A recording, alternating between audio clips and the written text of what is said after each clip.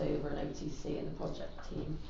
And I'll just get started quite quickly. I think the first thing to notice about these business units is that they've experienced a lot of change recently. So it's KBS, which is here, and KFS, which was Kids Facilities Services, and they have joined into one business unit called KWS. So you may hear them referred to as slightly different names, but going forward they are KWS, which is Care Workplace Services.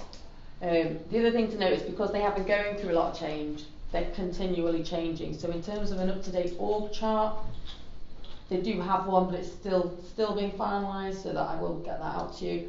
But also in terms of for reporting units, they've submitted what they think their final view of reporting units is, but we're still waiting to find out whether that's final. I do have a list of them in here, but I'm still pushing back to see if there are any final ones, because it is quite a large list. So just in terms of what the business does, so it relates to things like schools, things like does the London Opera House, the Royal Opera House, NHS contracts. So it looks after workplaces, and it does hard and soft facilities management in those areas. So that relates to things like receptionists, cleaning, but also doing things within the building. You know, you're building walls, putting your IT in, all those sorts of things. All things to set up a workplace so it's suitable for transacting and working in. Within the, I'm sort of jumping ahead on my slides, but within the north, I think there's contract with NHS. So one of the issues or challenges we're having is just around some of the NHS from an expenses point of view, because there's slightly different terms and conditions to everybody else. And in the south, they have a lot of county council contracts. So I know we've got Oldham up here from a KBS point of view, but we have Hampshire, Surrey, Kent within the south of England, and they're all based out of Basingstoke. So just some stats from here, just in terms of the management team. So Steve Davies is the Managing Director, Jerry Williams is FD, and Alison Ashcroft is HRBP. People for you to know from a project perspective, so Kevin White, he's the implementation lead, so you may or may not have come across him in your travels. Graham Wilmot here, he looks after the AP team, because that's based out of here for KFS. And then Kath also has credit control within the OTC team already, and we're in the process of looking at getting some of the cash allocation into that team sooner rather than later.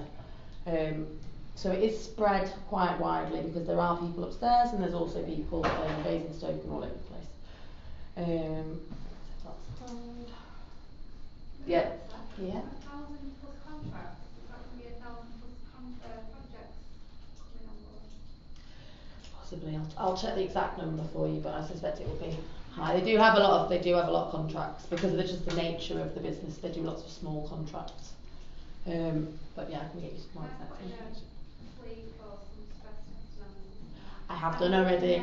Yeah, no, I already have. It's fine. Yeah, I've already asked for stress testing. So just some stats that came from the business units. This was a few months ago, so there may be some things that have already changed. But just in terms of revenue, so Kids Facility was 170 million, Care Business Services 100 million. And as you can see, it's a big business. There's a lot of staff in that business. It's 80% south for Kids Facilities, so this is the element that's based out of Basingstoke. And then, as you guys will know, this is the lot based out of Oldham here, that's partially over here. So from a shared service centre support point of view, as mentioned, we've got Manchester there for AP and credit control, and from KBS we've still got some AP within Oldham. But a lot of that's also here, R2R is here as well.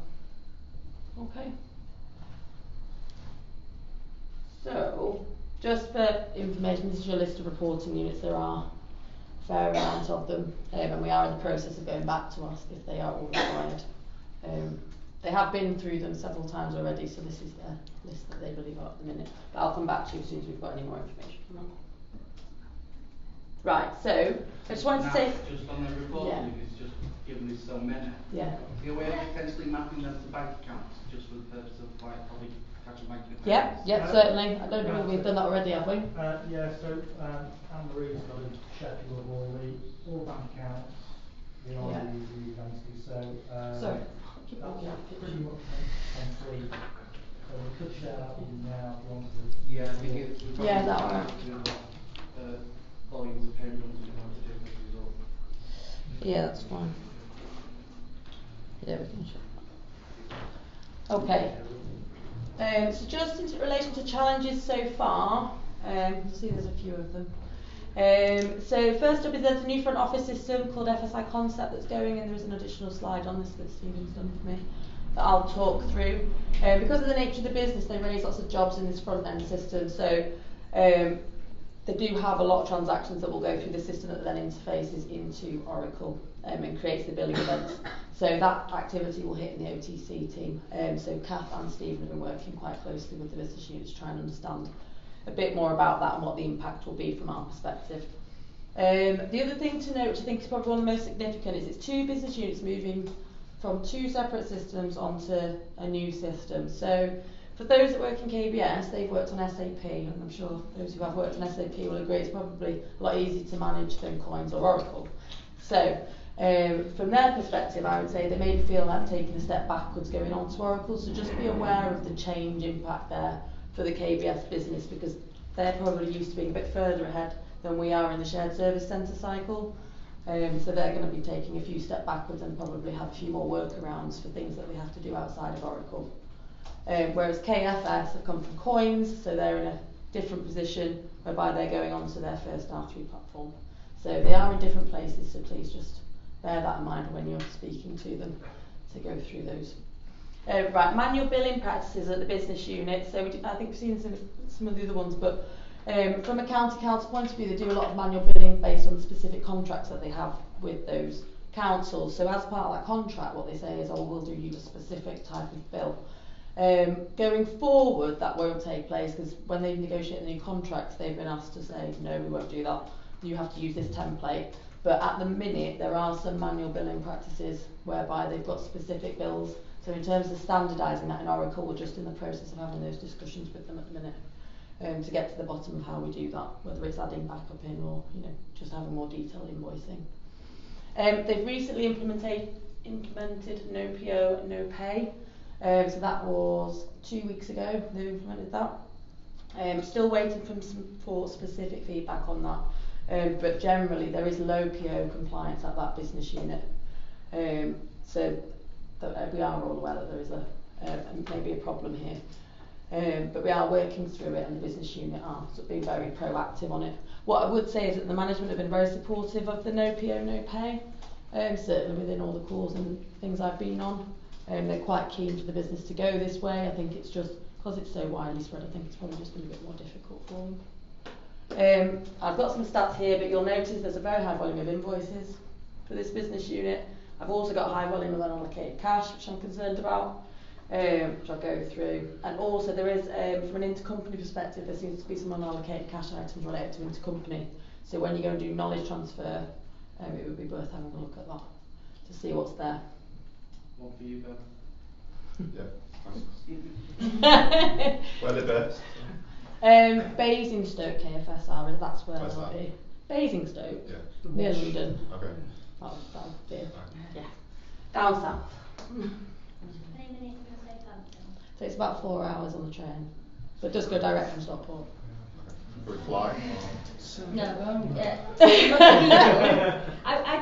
You can go to Heathrow, and then from Heathrow you drive half an hour, more or less. So it's probably quicker and cheaper to fly. Can be. Can be. It can be depending on times and so on. Yeah, it can be. Yeah, or just the train is direct, so you could just sit on the train for 4 hours and do some work. Yeah. That's it. Yeah. Right, so this is just a slide around the FSI concept interface. So it's an integrated works management system. So it provides all the detail regarding a job, customer, engineer, and the time to complete a job. So they manage their time out of it, how long people have spent on it. So from this they'll be looking at what it costs to do the job, and then what the pricing is that they're then issuing out to the customer. These are then interfaced into the pricing hub, which will then go into Oracle and create the billing event. Yeah, so it is already in use at the business, but not all contracts currently in it. One of the things they're doing at UAT at the minute is the business are working through this while they're doing UAT. So one of the outputs for us is to see what that output is as part of the manual billing. So Robson, I believe, will be down there, or is doing that this week, I believe, isn't he? Who's going to monitor or manage the interface of this? It's a good question. We're just trying to get to the bottom of that, because I think we've repeatedly asked the Boost team in terms of who manages these interfaces. From the business unit perspective, this is a business unit interface, But obviously it impacts on the OTC team, so I think we just need to agree who's going to open it.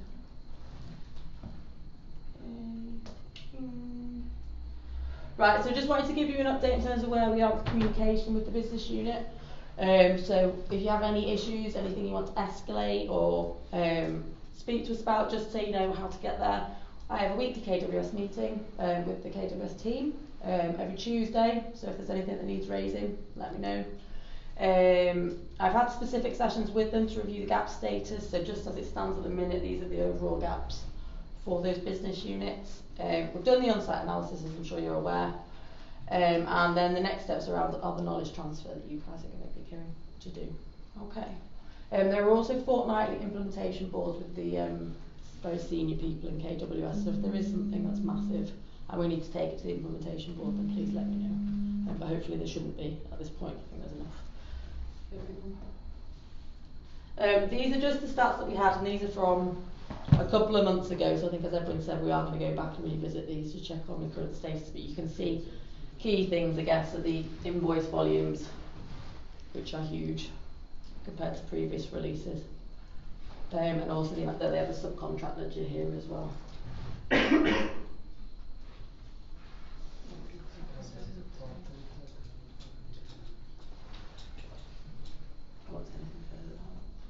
Is that subcontract element going through general AP then?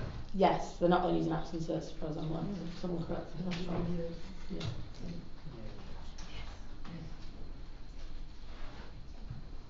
Okay, I won't go into any of the detail on that just because we're going to provide more updated ones. But I think the main message is it's a big business and it's a high volume of activity compared to some of the others that we've brought in so far.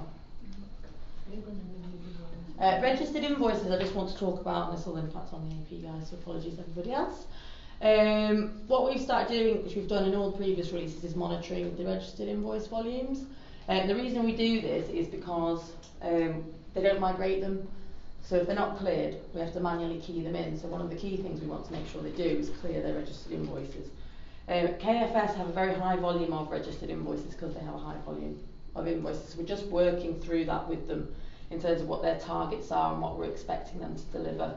So we've targeted them here on clearing their backlogs and clearing their invoices off, and we're monitoring that on a weekly basis, and we feed that back to them. So I will keep you updated with how that's going. I send it out, it's sent out quite regularly by Anne-Marie on a weekly basis, but if anyone wants any more specific information from AP or anywhere else, then just let us know. What's the between the green and the blue? Right, so this is the backlog, the green here, which isn't really in effect Is that like a backlog, it's just not registered, they've just not gone on the system yet. So the thin column is your targeted, the back column Yeah, is so this is the target. That's right now, right? Yeah. So this is the thin colour. So this is your target here, and this is where we are in terms of actuals. So the blue is your registered invoice. Sorry. I think that's it for me actually. Any questions? Any further information?